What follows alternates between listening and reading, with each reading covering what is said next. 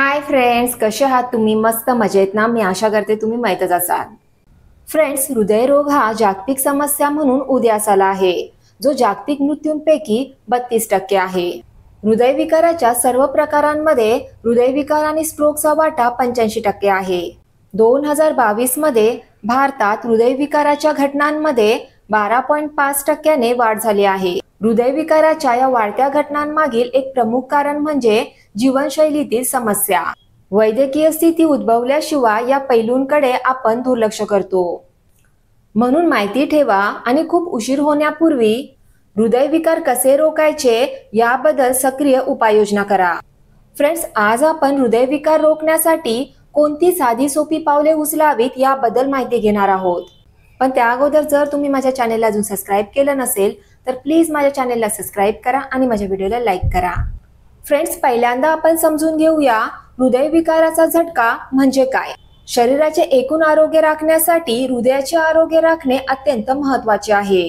परंतु वाईट जीवनशैली आणि इतर घटकांमुळे हृदयाच्या स्नायूंमध्ये अडथळा निर्माण होतो, ज्यामुळे त्यांना ऑक्सिजनयुक्त रक्त मिळत नाही आणि हृदयाचा झटका येतो.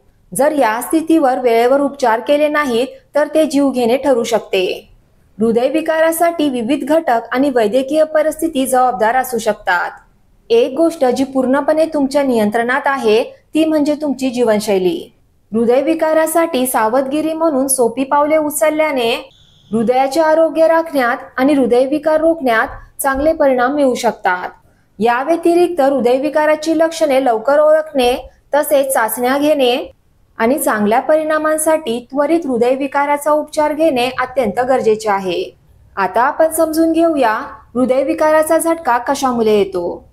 हृदयविकाराच्या झटक्याची चिन्हे आणि लक्षणे ओळखणे, जे बहुतेकदा हृदयाच्या अडथळ्यामुळे येते. त्वरित वैद्यकीय मदतीसाठी ते अत्यंत आवश्यक आहे. आता मी तुम्हाला हृदयविकाराच्या झटक्याची काही सामान्य लक्षणे सांगणार आहे. पहिलं आहे छातीत दुखणे किंवा अस्वस्थ वाटणे. दुसरं आहे धाप लागणे. तिसरं आहे थकवा आणि अशक्तपणा. चौथं आहे धडधडणे. पाचवं आहे चक्कर येणे. सहावं आहे अचानक चेतना गमावणे. शेवटचं आहे थंड घाम येणे किंवा फिकट गुलाबी होणे. जर तुम्हाला स्वतःमध्ये यामधील कोणतीही लक्षणे आढळली तर लवकरात लवकर डॉक्टरांचा सल्ला घ्या. आता आपण हृदयविकार रोखण्याचे काही मार्ग समजून घेऊया. जीवनशैलीत काही बदल करून आणि नियमित आरोग्य तपासणी करून तुम्ही हृदयरोग किंवा हृदयविकाराचा झटका येण्याची शक्यता कमी करू शकता. तुमचे हृदय मजबूत ठेवण्यासाठी या सोप्या मार्गांचा अवलंब करा. पहिला आहे हृदयासाठी निरोगी आहार घ्या. निरोगी आहार घेतल्याने हृदय निरोगी राहते. मधुमेह, उच्च रक्तदाब आणि कोलेस्ट्रॉलचा धोका कमी होतो. तुम्ही सकस आहार घ्या. संपृक्त चरबी, ट्रान्स फॅट, साखरयुक्त पेये, उच्च सोडियम जेवण आणि प्रक्रिया केलेले अन्न टाळा. दुसरं आहे नियमित शारीरिक हालचाल करा. नियमित व्यायाम केल्याने शरीर सक्रिय राहते आणि शरीराचे वजन नियंत्रणात राहते. हृदयरोग आणि इतर चयापचय विकारांचा धोका कमी होतो. आठवड्यातून किमान 150 मिनिटे चालण्याचा किंवा 75 मिनिटे धावण्याचा व्यायाम करा. तिसरं आहे निरोगी वजन राखा. जास्त वजनामुळे हृदयरोग, स्ट्रोक आणि इतर आजारांचा धोका वाढतो. संतुलित आहार घेऊन आणि नियमित व्यायाम करून निरोगी वजन कमी करणे आणि राखणे तुमचे हृदय निरोगी ठेवण्यास मदत करते. चौथा आहे ताणतणाव व्यवस्थापित करा आणि चांगली झोप घ्या. सततच्या ताणतणावामुळे हृदयरोग आणि इतर आजारांचा धोका वाढतो. ताणतणाव व्यवस्थापित करण्यासाठी आरामदायी व्यायाम, योगासने, खोल श्वास घेण्याचे व्यायाम आणि ध्यान यांसारखे निरोगी मार्ग शोधा. लठ्ठपणा, मधुमेह, हृदयविकाराचा झटका, नैराश्य आणि उच्च रक्तदाब यांचा धोका कमी करण्यासाठी चांगली झोप घेणे गरजेचे आहे. पाचवं आहे धूम्रपान सोडा. हृदयरोग आणि इतर आजारांसाठी धूम्रपान हे अतिशय धोकादायक आहे. जर तुम्ही धूम्रपान करत असाल तर ते आजच सोडा आणि तुमच्या आरोग्यामध्ये सुधारणा पहा.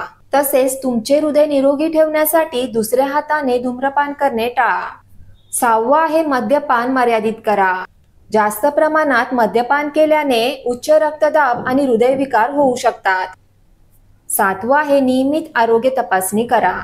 नियमित आरोग्य तपासणी केल्यामुळे जोखीम घटकांचे व्यवस्थापन करण्यास आणि सुरुवातीच्या टप्प्यांमध्ये रोग शोधण्यास मदत होते. उच्च रक्तदाब, मधुमेह, उच्च कोलेस्ट्रॉल तुमच्या हृदयावर परिणाम करू शकतात. म्हणून नियमित चाचण्या आणि तपासणीद्वारे त्यांच्या पातळीवर लक्ष ठेवून या परिस्थितींचे व्यवस्थापन करा. फ्रेंड्स, मी आशा करते की आजच्या व्हिडिओमध्ये जी माहिती मी तुम्हाला दिलेली आहे ती तुम्हाला खूप आवडली असेल. आणि जर मी दिलेली माहिती तुम्हाला खूप आवडली असेल तर प्लीज मला कमेंट बॉक्समध्ये कमेंट करून नक्की सांगा. माझा हा व्हिडिओ तुमच्या फ्रेंड सोबत, रिलेटिव्ह सोबत शेअर करा.